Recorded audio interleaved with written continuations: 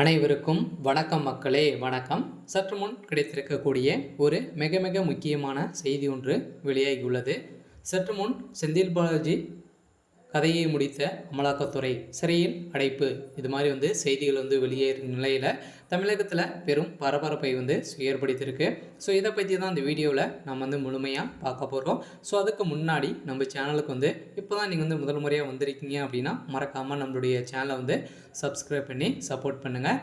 So வாங்க வீடியோக்குள்ளே போகலாம். ஸோ செந்தில் பாலாஜி அவர்கள் பார்த்திங்கன்னா இப்போ புழல் சிறையிலிருந்து ரிலீஸ் ஆகியிருந்தார் இல்லையா, 3 நாட்களுக்கு முன்னாடி அவர் ரிலீஸ் ஆகியிருந்தார். ஸோ இதை தொடர்ந்து பார்த்தீங்கன்னா திடீர்னு செந்தில் பாலாஜியுடைய ஜாமீனை நீதிமன்றம் அதிரடியாக ரத்து செய்த சம்பவம் தமிழகத்திடையே பெரும் பரபரப்பை ஏற்படுத்தியிருக்கு.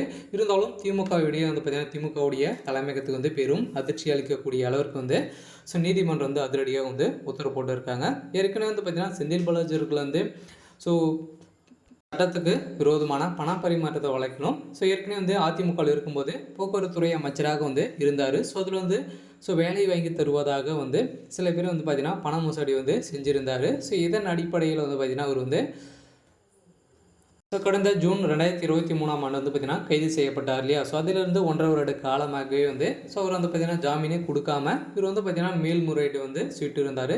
இதைத் தொடர்ந்து நிறைய வழக்குகளை பார்த்திங்கன்னா தள்ளுபடி செஞ்சிருந்த நீதிமன்றம் பார்த்திங்கன்னா அதிரடியாக உச்சநீதிமன்றத்தில் அதிரடியாக இவருடைய ஜாமீன் கொடுக்கலாம் அப்படின்ற முடிவு செய்து இவருக்கு ஜாமீனை கொடுத்துருந்தாங்க.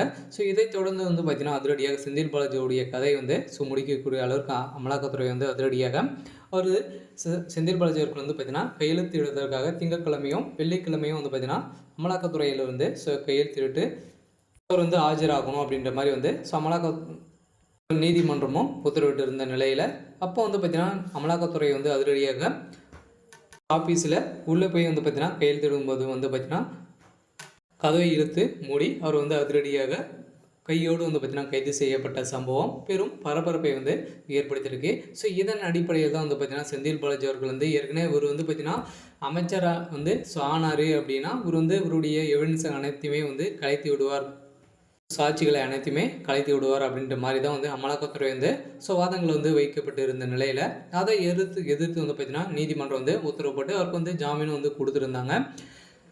அதைத் தொடர்ந்து திமுகவுடைய தலைமையகத்தில் பார்த்தீங்கன்னா இவருக்கு ரிலீஸ் ஆகி 3 நாட்களே ஜாமீன் வழங்கியிருந்த நிலையில் 3 நாட்களே இவருக்கு அமைச்சர் பதவியும் கொடுத்திருந்த நிலையில் தான் பார்த்தீங்கன்னா அதிரடியாக பெரும் பரபரப்பை ஏற்படுத்தியிருந்தது. ஸோ இதனை கண்டுகொண்ட நீதிமன்றம் பார்த்தீங்கன்னா அமைச்சரவை இல்லை கூறி என்று உச்சநீதிமன்றத்தில் ஜாமீன் பெற்றுவிட்டு இப்போது செந்தில் பாலாஜி அமைச்சராகி இருப்பது செந்தில் பாலாஜியின் எதிர்ப்பு மனுதாரர் உச்சநீதிமன்றத்தின் நீதிபதியிடம் புகார் கூறியிருந்த நிலையில் செந்தில் பாலாஜிக்கு ஜாமீனை ரத்து செய்ய கோரி தனி வழக்கு தொடருமாறு நீதிபதிகள் அறிவுறுத்தின நிலையில் செந்தில் பாலாஜியுடைய வழக்கு பார்த்தீங்கன்னா அதிரடியாக ஒரு சிறை அடைப்பு மீண்டும் புழல் சிறையில் அடைக்கப்பட்டிருக்கும் நிலையில் திமுகவுகளுக்கிடையே பெரும் பரபரப்பை தான் ஏற்படுத்தியிருக்கு. இருந்தாலும் திமுகவுடைய அமைச்சர்கள் அடுத்தடுத்து சிக்குவார்கள் அப்படின்ற ஒரு செய்திகளும் வெளியே இருக்குது. அண்ணாமலை அவர்களும் பார்த்தீங்கன்னா களமிறங்கி போகிறதாக செய்திகளும் வெளியாகிருக்கு. இருந்தாலும் என்ன நடக்க போகுது அப்படின்றத நம்ம வெயிட் பண்ணி பார்க்கலாம். ஸோ இது மாதிரி அரசியல் சார்ந்த நிகழ்வுகளை தெரிஞ்சுக்கணும் அப்படின்னா மறக்காமல் நம்மளுடைய சேனலை சப்ஸ்கிரைப் பண்ணிக்கோங்க. தேங்க்யூ.